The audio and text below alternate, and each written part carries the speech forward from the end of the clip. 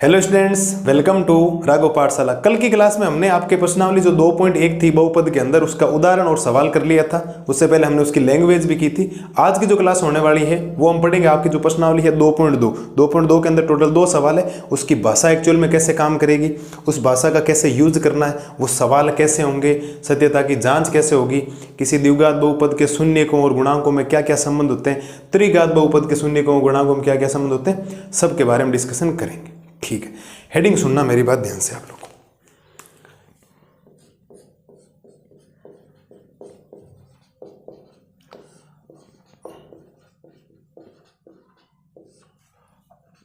द्विघात बहुपद के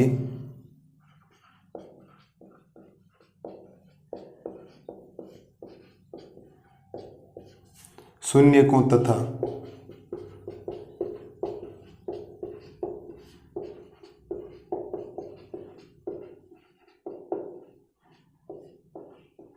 गुणांकों में संबंध।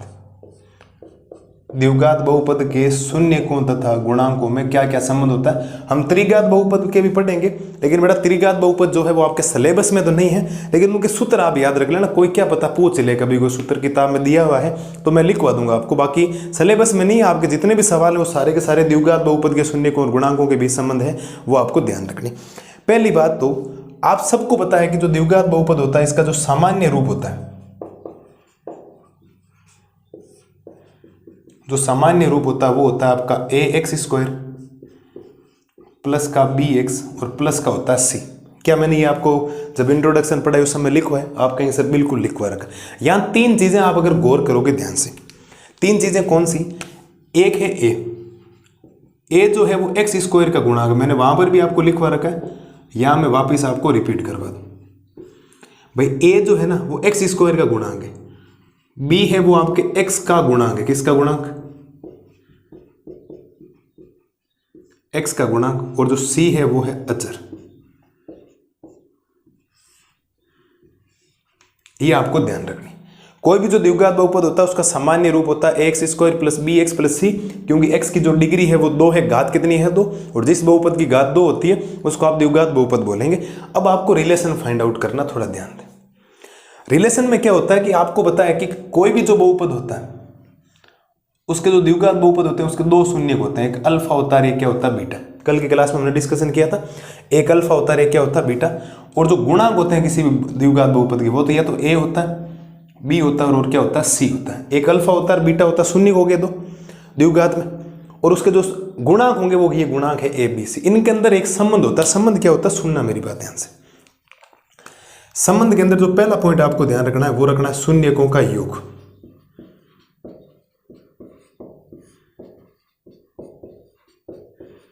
क्या याद रखना? शून्यकों का योग। शून्यकों का योग यानी कि अल्फा प्लस बीटा। भाई शून्य कौन कौन से? अल्फा और बीटा, योग का मतलब प्लस कर दिया, और इसका सूत्र याद रखना माइनस का b/a। शून्यकों का जो योग होता है उसका सूत्र होता है माइनस का b/a। बोलो मेरे शेर और शेरनियों, किसी को कोई दिक्कत है क्या? आपको कोई भी जो द्विघात बहुपद आएगा उसका सामान्य रूप ध्यान रखना। वहां से 2 बहुपद जब x के मान निकालेंगे 2 मान आएंगे, पहले वाले को अल्फा बोलेंगे, दूसरे वाले बीटा बोलेंगे। गुणांक हमें a b c मिल जाएंगे। हमें पता है a क्या होता है x² का जो गुणांक होगा, b होता है x का गुणांक, c हो गया अचर। और यहाँ अगर आपको शून्यकों का योग यानी अल्फा प्लस बीटा पूछा जाएगा तो उसका सूत्र याद रखना माइनस का b/ क्या होता है a होता है। और एक सूत्र और है इसके अंदर, एक सूत्र आपको ध्यान रखना, एक हो जाएगा शून्यकों का गुणनफल। कौन सा सूत्र हो जाएगा? शून्यकों का गुणनफल यानी कि अल्फा बीटा बराबर c/a। इसका शून्यकों का जो गुणनफल होगा उसका जो सूत्र होगा वो आपको ध्यान रखना है। शून्यकों का जो गुणनफल होगा वो हो जाएगा मेरा बेटा c/a। ये 2 सूत्र आपको ध्यान रखना है।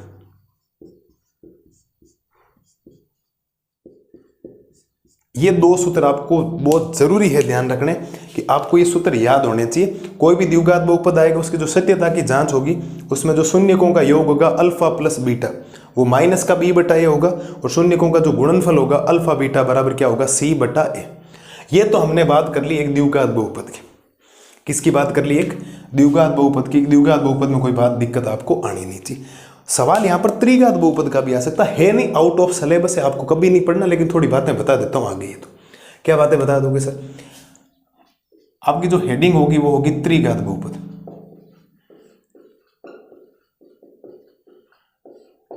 त्रिघात बहुपद के शून्यकों तथा गुणांकों में संबंध।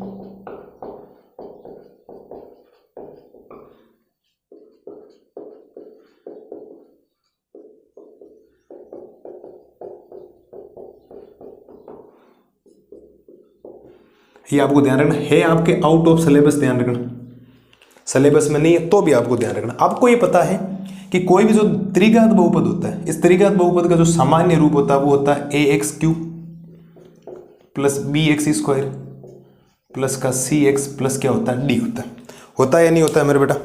बोलो, क्या ये होता है क्या? आप कहेंगे सर बिल्कुल यही होता है, इसमें कोई दिक्कत हम नहीं करेंगे, हमें ये बात आ रही है समझ में। ठीक, अगर इसकी घात 3 है तो इसके शून्य भी कितने आएंगे? 3 आएंगे। भाई शून्य कितने आएंगे? 3 आएंगे ना। तो पहले वाले को हम अल्फा नाम देते हैं, दूसरे वाले को बीटा नाम देते हैं, तीसरे वाले को गामा नाम देते हैं। क्या नाम देंगे उसको? गामा नाम देंगे। सिलेबस में नहीं है ना, आउट ऑफ सिलेबस आप लिख देना वाले, आउट ऑफ सिलेबस है, मत पढ़ना। पढ़ने लायक चीज ये है, वेरी वेरी इंपॉर्टेंट है अपने, जो आपको ध्यान रखना है। ठीक है सर। अब इनमें भी संबंध होता है। संबंध क्या होता है? पहला संबंध कि इनको योग कर दूं, अल्फा प्लस बीटा प्लस क्या कर दूं? गामा कर दूं। जैसे मैंने यहाँ दोनों शून्यों को जोड़ा था, अल्फा प्लस बीटा प्लस क्या कर दूं? गामा कर दूं। तो इसका सूत्र आपको याद रखना, उसका सूत्र हो जाएगा माइनस का b/a। इसका सूत्र क्या हो जाएगा? माइनस का b/a। अगर आपने तीनों शून्यों को जोड़ दिया तो सूत्र बन जाएगा alpha plus beta plus gamma बराबर हो जाएगा माइनस का b/a। ठीक है। दूसरी कंडीशन, दो को गुणा करवा दो। एक बार आपने अल्फा बीटा को गुणा करवा दिया, फिर आपने बीटा गामा को करवा दिया, फिर आपने अल्फा गामा को करवा दिया, और अगर आपने इन तीनों को जोड़ दिया तो इसका सूत्र आपके बनेगा c/a। क्या सूत्र बनेगा बेटा? c/a। इस सूत्र को भी आपको ध्यान रखना।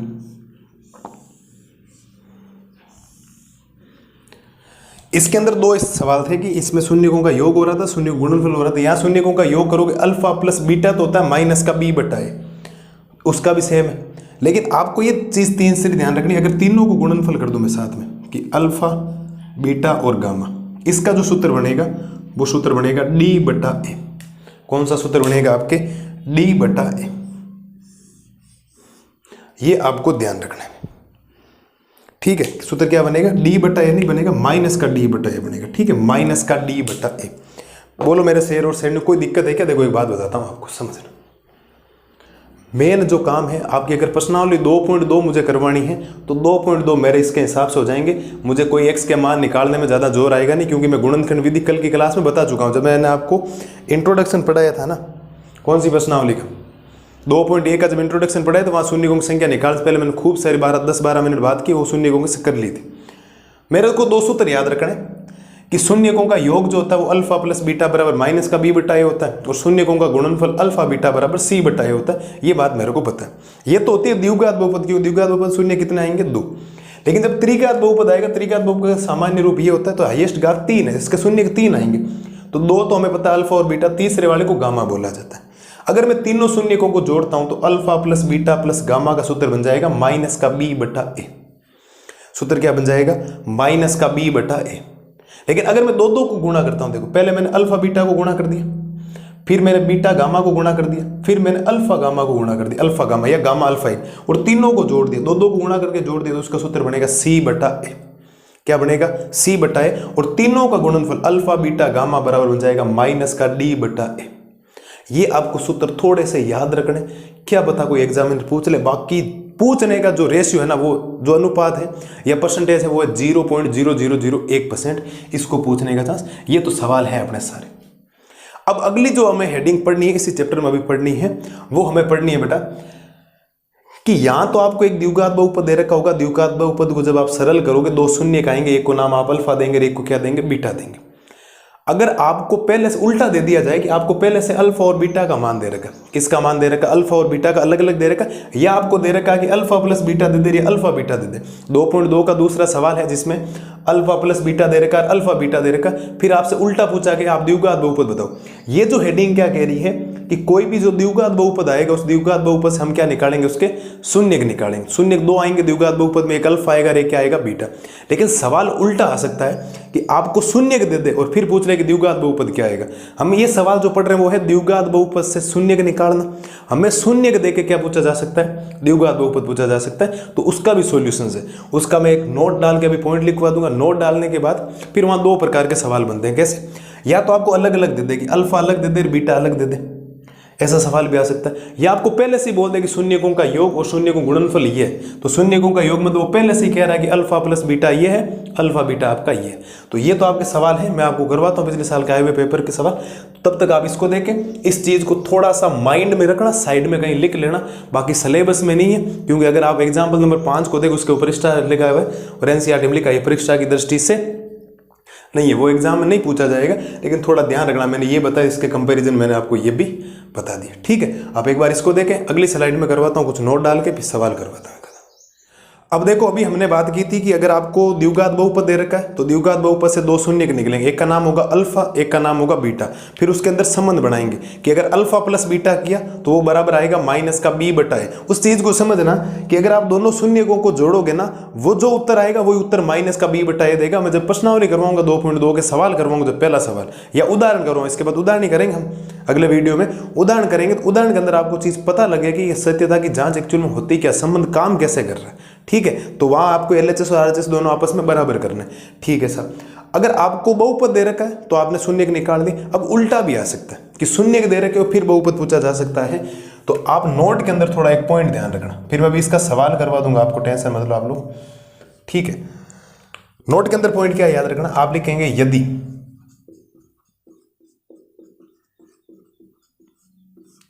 यदि किसी बहुपद, यदि किसी बहुपद के शून्यक अल्फा प्लस अल्फा तथा बीटा दिए गए हो तो, अल्फा तथा बीटा दिए गए हो तो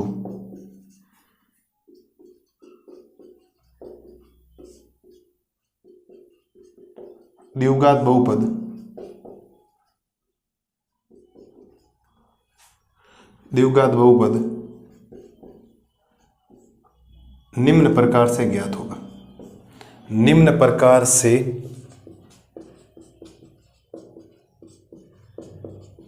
ज्ञात होगा। अगर आपको अल्फा और बीटा का मान दे रखा है, या तो देखो अल्फा दे देगा या बीटा, दोनों ही देंगे।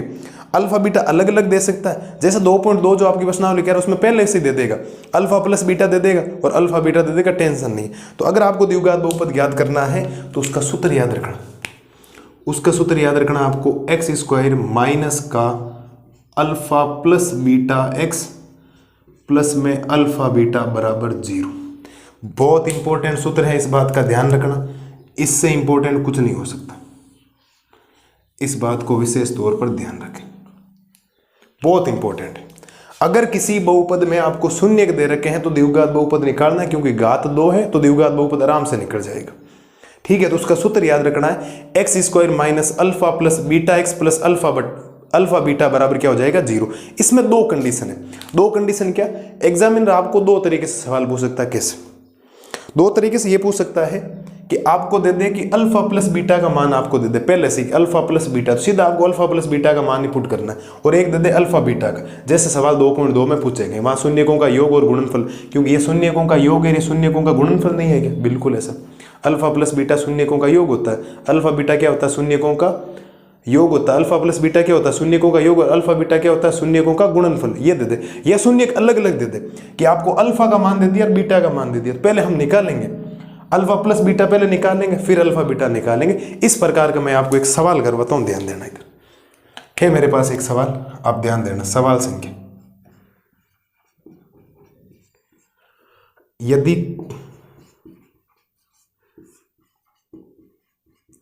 यदि किसी बहुपद के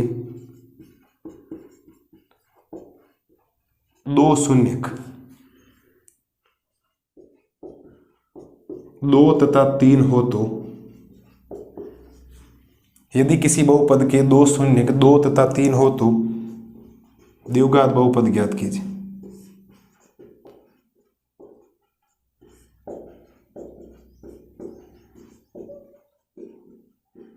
ये आपसे सवाल पूछ ले, क्या इस सवाल में कहीं शून्यकों का योग है क्या? नहीं, दो शून्यक दिए हैं कि एक तो दो शून्यक में एक दो है, एक क्या दे रखा आपको? 3 दे रखा। ध्यान देना बेटा इधर सवाल को करने का तरीका। पहली बात तो आपको दिया हुआ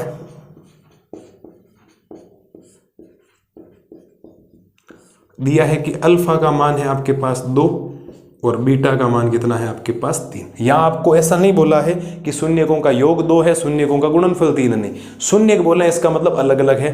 अल्फा का मान 2 है, बीटा का मान कितना है? 2 है। तो आप लिखेंगे चूंकि अल्फा और बीटा का मान आ गया तो आप लिखेंगे चूंकि द्विघात बहुपद, चूंकि द्विघात बहुपद, क्या सूत्र होता है द्विघात बहुपद का? X square minus alpha plus beta x plus alpha beta बराबर में क्या होता है? 0 होता है। तो देखो जहां जहां मान है वहां मान रख दो सबके। तो एक्स स्क्वायर की जगह एक्स स्क्वायर माइनस अल्फा की जगह कितना 2 प्लस बीटा की जगह 3 और फिर बीच एक्स प्लस अल्फा का मान 2 गुणा बीटा का मान 3 बराबर 0। तो यहां से बनेगा ये एक्स स्क्वायर माइनस 3 और 2 कितना होता है? 5 एक्स और प्लस में 6 बराबर में क्या आएगा? 0। लेकिन कभी भी 0 नहीं आता द्विघात बहुपद, वो द्विघात समीकरण बन जाता बराबर 0 आने पर। तो आप लाइन लिखेंगे अतः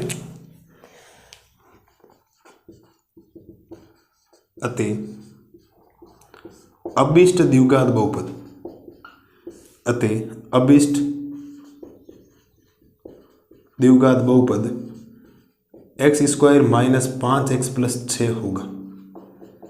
ये आपका एक द्विघात बहुपद आ गया है। क्या आ गया? एक द्विघात बहुपद आ गया। सिंपल सी राम कहानी है। आपको अगर कभी भी किसी बहुपद के शून्यक दे रखे, अल्फा और बीटा दे रखे हैं, या अल्फा प्लस बीटा दे रखा है, या अल्फा बीटा दे रखा, कुछ भी दे रखा है, अगर आपको द्विघात बहुपद निकालना है उसका सूत्र है ये x square minus alpha plus beta x plus alpha beta बराबर 0, जो आपको याद होना चाहिए। किताब ने इस सूत्र से काम नहीं किया, एनसीईआरटी जो कर रही है कुछ अलग तरीके से कर रही है। मैं आपको कोई अलग तरीके से नहीं कर रहा हूं, मैं इस सूत्र से आपको करवाने वाला हूं। आपका उत्तर सेम आएगा, कोई फर्क नहीं आएगा उत्तर के अंदर, आप देख लेना। ठीक है, फिर मैंने एक सवाल करवा दिया, यदि किसी बहुपद के दो शून्यक मतलब अल्फा का मान 2 बीटा का मान 3, तो आपसे द्विघात बहुपद ज्ञात करना बोला। द्विघात बहुपद का सूत्र ये होता है द्विघात बहुपद x square minus alpha plus beta x plus alpha beta बराबर 0। तो एक्स स्क्वायर की जगह एक्स स्क्वायर, माइनस की जगह माइनस, अल्फा का मान 2 बीटा का मान 3, फिर एक्स, फिर प्लस अल्फा का मान 2 बीटा का मान 3, इनको जोड़ा तो 5x, इनको गुणा किया तो 6 बराबर 0। बराबर 0 मतलब ये द्विघात समीकरण कहलाएगा। क्या कहलाएगा? एक द्विघात समीकरण। लेकिन मुझे द्विघात बहुपद चाहिए, तो द्विघात बहुपद बराबर की इधर वाली चीज होगी। तो अतः अभिष्ट द्विघात बहुपद होगा x square minus 5x plus 6। अभिष्ट का मतलब होता है रिक्वायर्ड, जो हमें चाहिए, वो आपका द्विघात बहुपद आया। बोलो मेरे शेर और शेरनियों, किसी प्रकार की कोई समस्या है क्या? ये हमने आपके जो प्रश्नावली 2.2 है उसका इंट्रोडक्शन कर लिया। बड़ा सिंपल सा इंट्रोडक्शन, कुछ भी नहीं। ठीक है, कल की क्लास के अंदर उदाहरण करेंगे तीनों के तीनों, दूसरा उदाहरण, तीसरा उदाहरण और चौथा उदाहरण। 2 क्लासें बढ़ाऊंगा मैं 2.2 की। उसके पीछे का रीजन ये है कि इसका सवाल है दूसरे के अंदर 6 सवाल दे रहे हैं, उनको एक अलग तरीके से कर लें क्योंकि आपके एक दिमाग सेटलमेंट हो जाएगा। ठीक है, वरना साथ में कर लेंगे, चलो छोड़ो, एक क्लास के अंदर ही कर देंगे। तो 2 दिनों के अंदर आपकी जो दूसरी प्रश्नावली पूरी हो जाएगी। 2.2 के उदाहरण करवाऊंगा कल की क्लास में, परसों हम कर लेंगे 2.2 की पूरी एक्सरसाइज। प्रश्न संख्या 1 में 6 सवाल है, भले ही बड़े हो कोई दिक्कत नहीं, और दूसरे में भी 6 सवाल है, भले ही बड़े हो। घंटे भर का लेक्चर बनेगा, सबको क्या कर देंगे? खत्म कर देंगे। ठीक है, मिलते हैं जल्दी नई वीडियो में। मस्त रहिए, स्वस्थ रहिए, और इन सब चीज़ों का रिविजन करना, ज़्यादा दूसरा चैप्टर हार्ड ही नहीं। Thank you.